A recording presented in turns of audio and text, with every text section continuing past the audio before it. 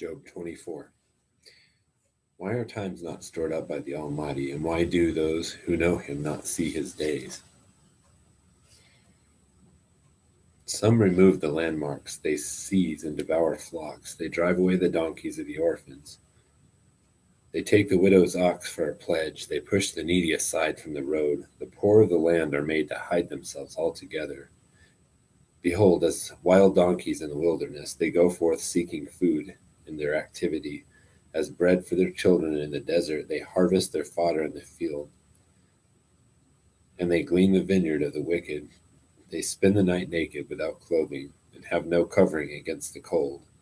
They are wet with mountain rains, and they hug the rock for want of shelter. Others snatch the orphan from the breast, and against the poor they take pledge. They cause the poor to go out naked without clothing, and they take away the sheaves from the hungry. Within the walls they produce oil, they tread wine presses but thirst. From the city men groan, and the souls of the wounded cry out, yet God does not pay attention to folly.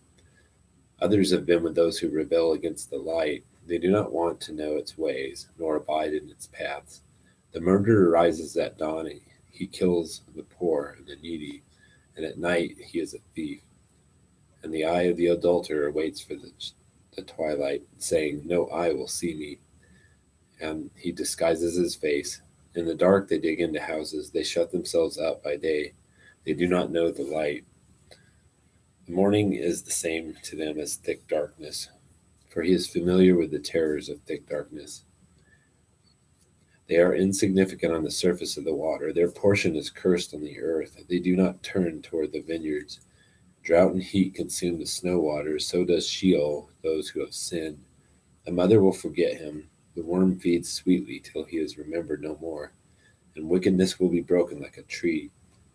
He wrongs the barren woman, and does no good for the widow, but he drags off the valiant by his power. He rises, but no one has assurance of his life. He provides them with security, and they are supported, and his eyes are on their ways.